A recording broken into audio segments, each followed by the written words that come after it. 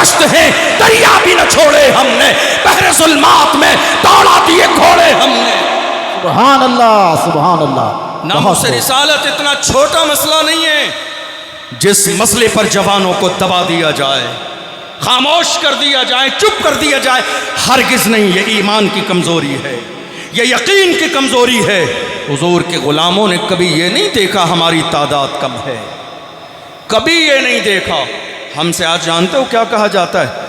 جب ہمیں بزدل بنایا جاتا ہے، جب ہمیں خاموش کیا جاتا ہے، ہمارے بڑے ہمیں ڈراتے ہیں تو کیا کہتے ہیں؟ نہیں، حالات اچھے نہیں ہیں، حالات اچھے نہیں ہیں، حالات اچھے نہیں ہیں۔ یہ رونا بہت زمانے سے رویا جا رہا ہے، حالات اچھے نہیں ہیں۔ حالات اچھے تھے کب؟ میرا سوال ہے آپ سے، حالات اچھے کب تھے؟ جب 313 تھے تو لرزتا تھا زمانہ۔ بے شک بے شک اللہ۔ جب ہم 313 تھے تو لرزتا تھا زمانہ، آج ہم کروڑوں ہیں تو کرتے ہیں غلام۔ اللہ۔ حالات اچھے تھے کب؟ ہم بدر میں بھی کم تھے، احد میں بھی کم تھے، اور چلتے چلتے چلے آئیے ہم کربلا کے میدان میں بھی کم تھے۔ لیکن اللہ کا قرآن کہتا ہے کم من فئۃ قلیلۃ غلبت فئۃ کثیرۃ باذن اللہ۔ کئی بار ایسا بھی ہوتا ہے بڑی بڑی جماعتیں لانے والے ہار جاتے ہیں، جن کا یقین اللہ کی ذات پر ہوتا ہے، اللہ انہیں کامیابی عطا فرماتا ہے۔ تم نے تاریخ اسلام کو پڑھا نہیں؟ سیرت ضیاء النبی کو اٹھا کے دیکھیں، مدارج النبوہ کو اٹھا کے دیکھیں، آپ کو اندازہ ہو جائے گا۔ اسلام کی جب سب سے پہلی جنگ ہوئی تھی، بدر کی سرزمین ہے، محمد عربی کے غلام رمضان کے مہینے میں 313 آ گئے ہیں، جوان بھی ہیں، بوڑھے بھی ہیں، بچے بھی ہیں، روزے کی حالت سے ہیں، سواری کے لیے گھوڑے نہیں، لڑنے کے لیے تلواریں نہیں، اور ایک طرف چھٹم چھٹا پہلوان لائے جا رہے ہیں، 1000 کی تعداد ہے۔ اور جانتے ہو ابو جہل نے ناچنے والی عورتیں بھی لی ہیں، شراب کے مٹکے بھی لیے ہیں، باضابطہ اونٹ لیے ہیں ذبح کرنے کے لیے۔ جانتے ہو اس نے کیا کہا تھا؟ چلو بدر کی سرزمین پہ چلو، مسلمان 313 ہو گئے ہیں، بدر کی سرزمین پر آئے ہیں، تھوڑی دیر کے بعد پیروں کے نیچے اسلام اور مسلمانوں کو مسل دیں گے۔ وہ کل سوچ دی ہے، وہ سوچ آج بھی ہے، وہی کل سوچا جا رہا تھا، وہی آج بھی سوچا جا رہا ہے، مگر ہم کہتے ہیں مدعی لاکھ برا چاہے تو کیا ہوتا ہے؟ وہی ہوتا ہے جو منظور خدا ہوتا ہے۔ یہی کل سوچا گیا، یہی آج سوچا جا رہا ہے۔ تھوڑی دیر میں اسلام اور مسلمانوں کو پیروں سے مسل دیں گے۔ ناچنے والی عورتیں بھی آئیں، شراب کے مٹکے بھی آئے، اللہ اکبر، ذبح کرنے کے لیے اونٹ بھی لائے گئے۔ مگر صحابہ نے کہا یا رسول اللہ ہمیں تانے دیے جا رہے ہیں۔ اللہ کے پیغمبر نے فرمایا ان کا بھروسہ تیر و تلوار پر ہے، تمہارا بھروسہ اللہ کی ذات پر ہے، تمہارا بھروسہ اللہ کی رحمت پر ہے۔ گھبراؤ نہیں، میدان میں نکل جاؤ۔ حضور کے غلام جب میدان میں نکلے تھوڑی دیر کے بعد بارگاہ رسول میں آئے کہ یا رسول اللہ ماجرا سمجھ میں نہیں آیا، ماجرا سمجھ میں نہیں آیا۔ میرے صحابہ ہوا کیا ہے؟ کہا یا رسول اللہ ہم جب دشمن کے قریب جاتے ہیں ہمارے وار کرنے سے پہلے ان کی گردنیں کٹ کے زمین پہ گر جاتی ہے۔ میرے نبی نے ارشاد فرمایا او میرے صحابہ تمہیں مبارک ہو، تمہاری مدد کے لیے اللہ نے فرشتے بھیج دیے۔ سبحان اللہ سبحان اللہ سبحان اللہ۔ پتہ یہ چلا جب ایک کلمہ پڑھنے والا اپنا قدم میدان میں رکھ دیتا ہے تب اللہ کی مدد آتی ہے۔ حق سبحان اللہ۔ ہمارے ہاں ہوتا کیا ہے؟ ہمارے ہاں ہوتا یہ ہے جب ضرورت پڑتی ہے کھڑے ہونے کی تو ہماری قوم کے بہت سارے بزدل لوگ باضابطہ وظیفے سناتے ہیں، یہ وظیفہ پڑھو پریشانی دور ہو جائے گی، یہ وظیفہ پڑھیے پریشانی دور ہو جائے گی۔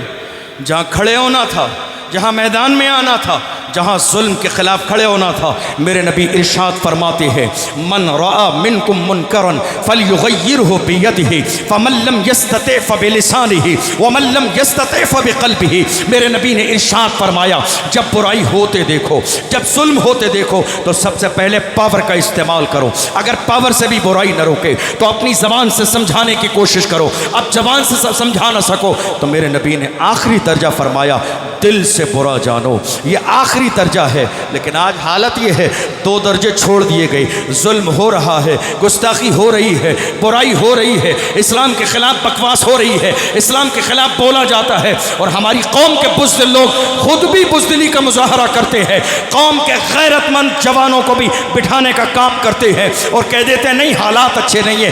یاد رکھیے میری قوم کا کوئی بھی جوان ملک کے ماحول کو خراب کرنے والا نہیں ہے، میری قوم کا کوئی بھی جوان ملک میں فساد برپا کرنے والا نہیں ہے، میری قوم کا کوئی بھی جوان الحمدللہ حضور کے غلام فساد مچانے والے نہیں ہیں۔ میری قوم کے جوان یہ جانتے ہیں یہ ملک ہمارا ہے، یہ مٹی ہماری ہے، یہ زمین ہماری ہے، یہ ملک ہمارا ہے، یہ شان سے لہراتا ہوا ترنگا کسی اور کا نہیں ہے، یہ ہمارا ہے۔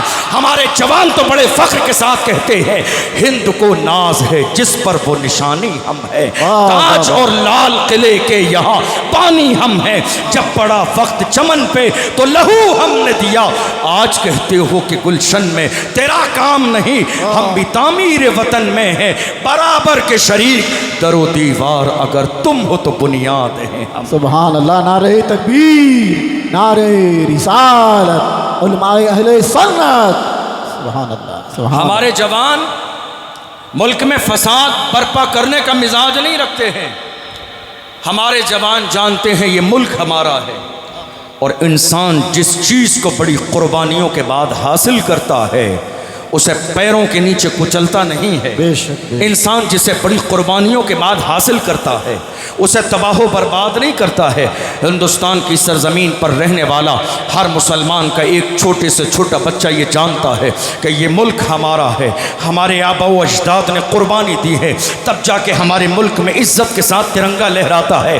ہر مسلمان جانتا ہے علامہ فضل حق خیر آبادی نے جہاد کا فتویٰ دیا تب جا کے ملک آزاد ہوا ہے۔ سب جانتے ہیں مولانا سید کفایت علی کافی مراد آباد کے چوراہے پر انہیں باضابطہ ملک ہندوستان کی آزادی کے طور پر جب وہ نکلے تھے ہیرو بن کے تو باضابطہ انگریزوں نے مراد آباد کے چوراہے پر پھانسی دی تھی اور کہا تھا مولانا تمہاری کوئی آخری خواہش ہو تو بیان کرو۔ سبحان اللہ، دنیا دار کیسے ہوتے ہیں اور مدینے کے تاجدار کے غلام کیسے ہوتے ہیں۔ مولانا سید کفایت علی کافی نے اپنی کوئی آخری خواہش دنیا کی نہ بتائی بلکہ خواہش کا حال یہ تھا، وہ مسکرا کے کہہ رہے تھے تختہ دار پر ہیں، پھانسی کا پھندا چومنے والے ہیں، موت آنے والی ہے، دنیا سے جانے والے ہیں، مگر آخری خواہش کہتے ہیں کوئی گل باقی رہے گا نہ چمن رہ جائے گا، پر رسول اللہ کا دین حسن رہ جائے گا، اطلس و کم خواب کی پوشاک پر نازا نہ ہو، اس تنے بے جان پر خالی کفن رہ جائے گا، نام شاہان جہاں مٹ جائیں گے لیکن یہاں حشر تک نام و نشان پنجتن رہ جائے گا، جو پڑھے گا صاحب لولا کے اوپر درود آگ سے محفوظ اس کا تن پتن رہ جائے۔ سبحان اللہ، سبحان اللہ، حق ہم جانتے ہیں یہ ملک ہمارا ہے، ہمارے بزرگوں نے آبا و اجداد نے اس ملک کی آزادی کے لیے قربانیاں دی ہیں، کوئی مسلمان اس ملک میں ماحول خراب کرنا نہیں چاہتا ہے۔ ہمیں معلوم ہے اشفاق اللہ خان کو جب اس ملک کی آزادی کے وقت میں گرفتار کیا گیا تھا، ہمیں معلوم ہے کہ ان کے جسم پر باضابطہ استری گرم کر کے لگائی جاتی تھی، اور جب ان کے جسم کی کھال ان کے جسم سے لوٹ جاتی تھی تو ان کے اس جلی ہوئی کھال پر نمک لگاتے تھے انگریز اور کہتے تھے اب بھی وقت ہے قدم پیچھے ہٹا دو، اب بھی وقت ہے فتویٰ واپس لے لو، مگر انہیں یہ معلوم کہاں تھا یہ مسلک اعلیٰ حضرت کے ماننے والے ہیں، یہاں حکومتیں بدلتی ہیں فتوے نہیں بدلتے ہیں۔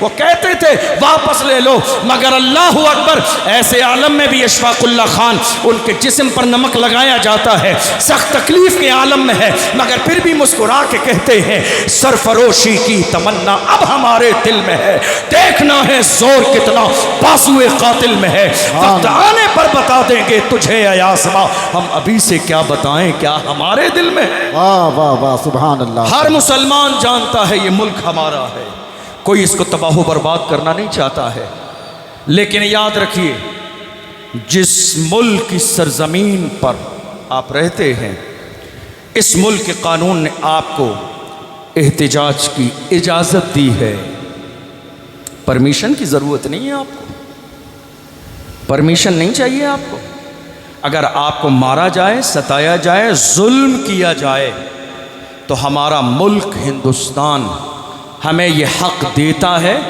کہ ہم اس کا بائیکاٹ کریں اور حکومت کے کانوں تک اپنی آواز پہنچانے کی کوشش کریں. لیکن افسوس کہ جب ہماری قوم کے نوجوان ظلم ہوتے ہوئے دیکھ کر کسی کو اپنا رہنما اور سرپرست سمجھ کے اس کے قریب جاتے ہیں تو وہ اس طرح سے ڈرا کے دھمکا کے غصہ کر کے واپس کر دیتے ہیں. قوم کے جوانوں کے حوصلے وہیں پست ہو جاتے ہیں. میں کہتا ہوں قوم کے جوانوں کے حوصلے کو پست نہ کیا جائے، ان کے حوصلے کو باضابطہ برقرار رکھا جائے. اس لیے کہ اگر بدر کی سرزمین پر حوصلے توڑ دیے گئے ہوتے تو مجھے بتاؤ نور الدین زنگی کہاں سے آتا، طارق ابن زیاد کہاں سے پیدا ہوتا، محمد بن قاسم کہاں سے کھڑے ہوتے، صلاح الدین ایوبی کیسے مسجد اقصی کے صحن کے سامنے جا کے کھڑے ہوتے اور کہتے میں جب تک زندہ ہوں چین کی سانس نہیں لوں گا جب تک کہ مسجد اقصی کے در و دیوار کو یزیدیوں کے چنگل سے آزاد کرا کے نور الدین زنگی کے بنائے ہوئے ممبر کو اس پہ رکھ کے اللہ اکبر کی صدا نہ دے دوں اور محمد عربی کی تعریف نہ کر. سبحان اللہ. نعرہ تکبیر، نعرہ رسالت، علماء اہل سنت. یہ مزاج ہمیں ہمارے بزرگوں نے دیا. ڈریے مت، آپ ظالم نہیں ہیں، آپ ظالم نہیں ہیں، غدار نہیں ہیں، الحمدللہ آپ وفادار. بے شک سبحان اور اللہ. وفاداروں کو ڈرنا نہیں چاہیے، وفاداروں کو سینہ سپر ہو کے ظلم کے خلاف کھڑے ہونا چاہیے. المیہ یہ ہے اس وقت میں آپ کو ڈر کس سے ہے؟ غیروں سے نہیں، یہ آستین میں چھپے ہوئے جو سانپ ہیں اللہ اکبر. اللہ. ڈر ان سے ہے، ڈر ان سے ہے. ہاں لسٹیں بنا کر بھی یہی دیتے ہیں، پکڑواتے بھی یہی ہیں، پیسے بھی یہی بتاتے ہیں، توڑ بٹے بھی یہی کراتے ہیں، پھر آنے کے بعد پوری زندگی احسان بھی آپ پر یہی جتاتے ہیں. میں کہتا ہوں آپ کی آنکھ اتنی کمزور نہیں ہے. اے مفتی اعظم راجستھان کے ماننے والوں، اپنی آنکھوں کو اتنا مضبوط کر لو کہ تمہاری قوم کے اندر کسی دلال کی کوئی